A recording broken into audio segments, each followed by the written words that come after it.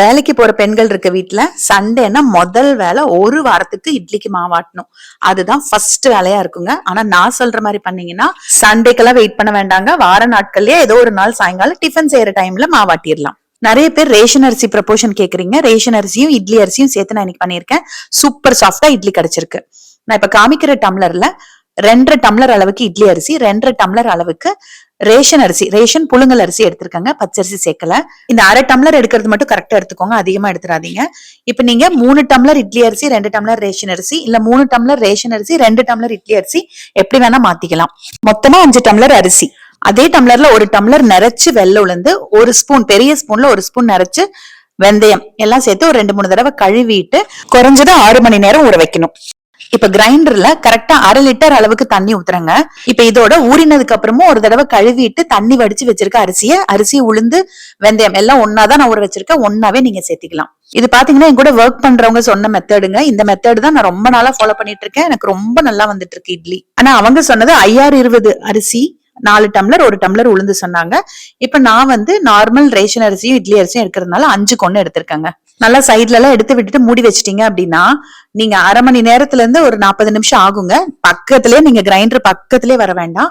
Of பண்றதுக்கு முன்னாடி 1 spoon அளவுக்கு கல்லுப்பும் சேர்த்துட்டு 2 திருப்பிட்டு எடுத்துக்கோங்க.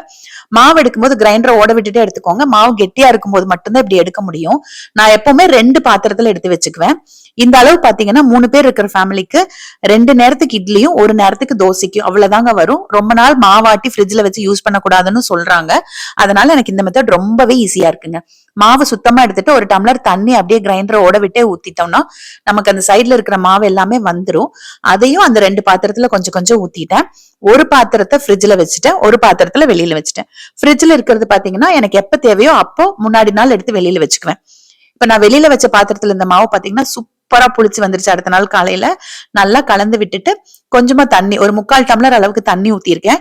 ஏன்னா உங்களுக்கு மாவு கெட்டியா இருக்கு. நம்ம கெட்டியா இருந்தாதான் தோண்ட முடியும்ன்றதுனால நான் கெட்டியா அரைச்சிருக்கேன். கொஞ்சம் தண்ணி ஊத்தி மிக்ஸ் பண்ணீங்கன்னா தான் இட்லி நல்லா வரும். பாருங்க, கொஞ்சம் நல்லா ஃப்ரீயா ஃப்ளோ ஆகுற வரைக்கும் இருக்கணும். ரொம்ப தண்ணியா தோசை ஊத்துற மாதிரி இருக்க கூடாதுங்க. கொஞ்சம் கெட்டியா இருக்கணும், ஆனா கொஞ்சம் ஃப்ரீயா ஃப்ளோ ஆகுற மாதிரி இருக்கணும்.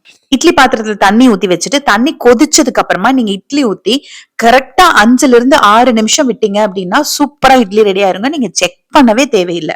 மேல் தட்டு மட்டும் ஊத்துறீங்கன்னா 5 நிமிஷம், 2 தட்டும் சேர்த்து ஊத்துனீங்கன்னா 7 நிமிஷம் வச்சுக்கோங்க, கரெக்டா இருக்கும். அவ்வளவுதாங்க, சூப்பரா சாஃப்டா ரெடி ஆயிருச்சு இட்லி. கரெக்டா நான் சொன்ன ப்ரொபோர்ஷன்ல பண்ணீங்கன்னா சூப்பர் சாஃப்டா வருங்க இட்லி. நான் ஏற்கனவே இட்லி அரிசி உளுந்து ஒன்னா ஊற வச்சு ஆட்டின வீடியோ போட்டிருக்கேன். அதுல நிறைய பேர் உளுந்து தனித்தனியா ஊற வச்சா உளுந்து கம்மியா யூஸ் பண்ணா போதும்னு சொன்னாங்க. ஆனா புரோட்டீன் தானங்க, கொஞ்சம் அதிகமா இருந்தா தப்பு இல்ல. பிளஸ் ஒர்க் ஈஸியா இருக்குங்கும் போது இந்த மெத்தட் நம்ம ஃபாலோ பண்றதுல தப்பு இல்லைங்க.